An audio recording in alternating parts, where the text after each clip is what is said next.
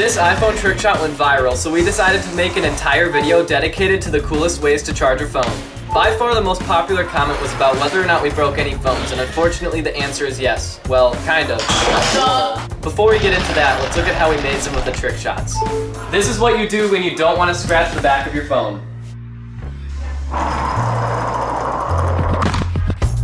It didn't turn on. What? It's not charging. It's not charging. Oh, I didn't plug it in. No way! I didn't plug it into the wall. Plug it into the wall.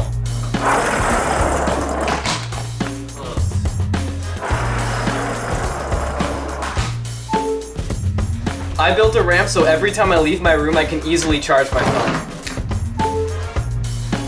Since I drop the phone from the same place every time, you might think that I score every time, and sadly that is not the case. But I did end up scoring it twice because I didn't like the camera angle the first time I made it. When you don't want to get out of your bed at night. The amazing thing about this zip line is that it actually works every single time, so it would be useful in real life. All you have to do is set the phone on the stand and it wirelessly charges. I still made the shot a bunch of times to make sure we used the most satisfying one. We've had these train tracks sitting in our basement for years. Matthew used to play with them as a 3-year-old and we finally put them to good use. I actually built this iPhone case so the phone can slide on the tracks.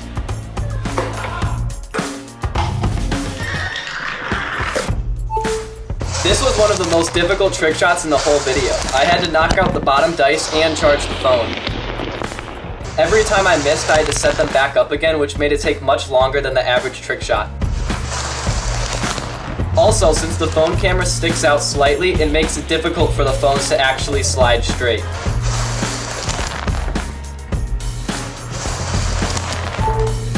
Let's go! That one was one of the hardest.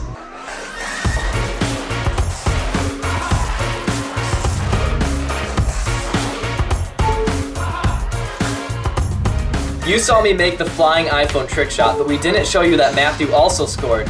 We ultimately went with mine, but it was a super tough decision because they both looked really good.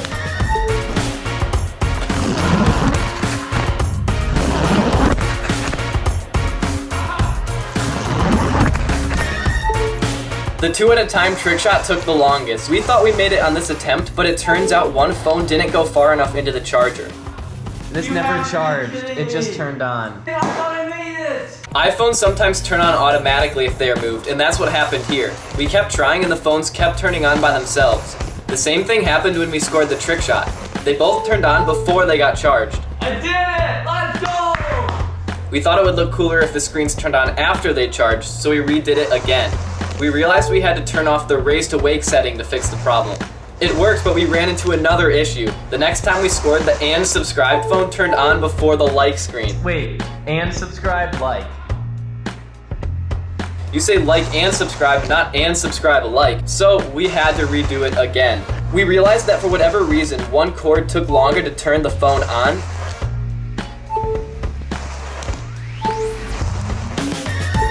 So we moved that cord to the other side so the and subscribe shows up after the like phone. Boom! I literally made that shot 3 times for you guys to make it look good.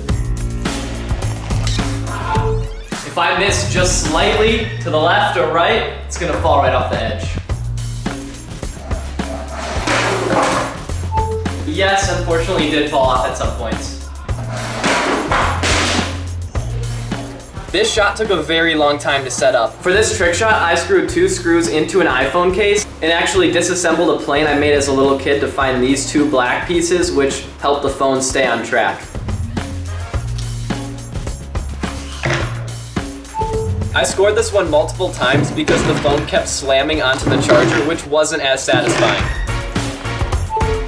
When you slide a phone, it almost always twists to one side, so Matthew had to figure out how to kick it straight. Oh my! That was in and out. We ended up redoing this one because we didn't like how it veered to the left at the end. However, it did the same thing the next time, so we just used it. Happened again, but we'll see which one's better. The Mario is my favorite trick shot in the video and it almost didn't happen. I originally scored it by simply driving it into the charger. I put it on my computer, but it kept bothering me because it was too straightforward. So we decided to add a spin. However, it had to be absolutely perfect. it wouldn't shoot off the car fast enough and it would frequently come at the wrong angle. No.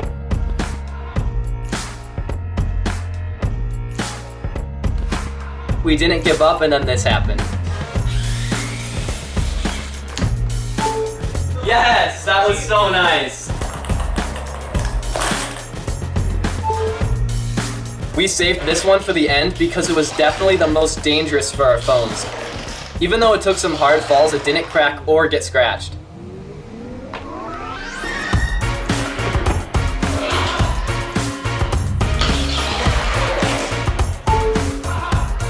The last two trick shots were filmed at our cousin's house. Although this probably looks like the easiest trick shot in the video, it took about 2.5 hours because the tape didn't stick well to the countertop and we had to keep retaping. I have to give a huge shout out to my cousin Luke who helped rebound and film this final treadmill shot. As you can see, I scored it but the phone turned on before it was charged. Luke was patient enough to film with me for another 45 minutes until I scored it again, even though I ended up going with the first one. Come on, charge.